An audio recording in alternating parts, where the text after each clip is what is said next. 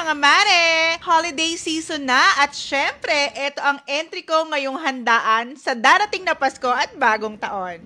Ano, game? Ito ang mga ingredient. Full nokma, necklace dapat ha, garlic bulb, marble potatoes, carrots, lemon, brown sugar, minced garlic, oyster sauce, toyo, at ang magpapasarap ng roasted chicken natin, syempre walang iba kundi ang McCormick Spices. At hindi lang yon dahil paparesa natin to mamaya ng McCormick Chicken Gravy Seasoning Mix.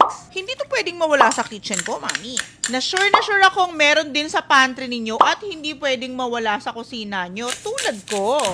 Basta herbs and spices, McCormick Matic yan. Ngayon, magbabonding all together lang tong mga marination natin. Huwag nyong itatapon to ha, dahil gagamitin pa natin yan mamaya. Hahaluin lang natin hanggang ma-dissolve ang sugar. Ngayon naman, hihiwa-hiwain natin tong mga gulay na magiging tama ng chicken natin mamaya. Next, carrots. Hindi ko na yan binalatan, mami. Basta hugasan nyo lang mabuti. Next, yung corn para may konting tamis yung dripping sauce natin mamaya. At pagkatapos, lalagyan natin ng olive oil, McCormick iodized salt, at McCormick black pepper. Bonding all together lang para ma-distribute ang pampalasa. Ngayon, ilalagay na natin ang marination sa whole chicken at imamassage lang natin ng suabe, mami. Mag-ready ng butsa, parsley, guangba powder, McCormick iodized salt, McCormick black pepper. Hatiin sa dalawa ang wangba at durugin ng seasoned butter hanggang maging ganito. Tanglad! Etong tanglad natin, medyo pipisat-pisatin natin to hanggang dulo para lumabas talaga yung aroma niya para mabango ang nokma. Ngayon, ibubuhos na natin ang marination sa ibabaw at ipapasok na natin lahat ng mga aromatics. At ipapahid na rin ang butsa. OMG! Ang sarap-sarap naman ito!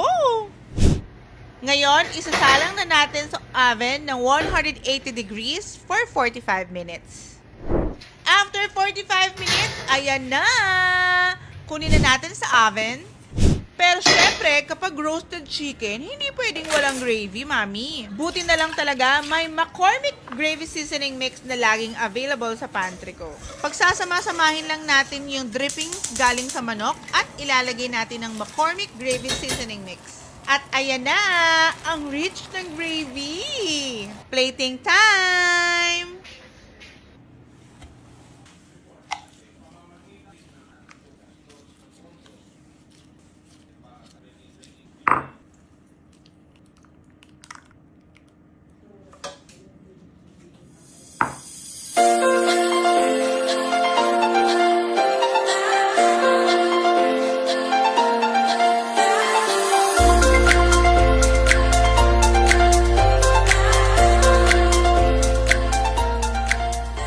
Ayan, luto na!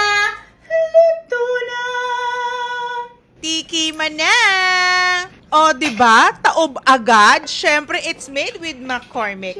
Kaya ngayong holiday season, alam nyo na dapat ang available sa pantry nyo. And also, gift ko sa inyong Pasko, mare, mamibigay ako ng 10 McCormick flavor box. Comment nyo lang ang potluck dish inspired by your name. Tingin! Dali! Happy holidays!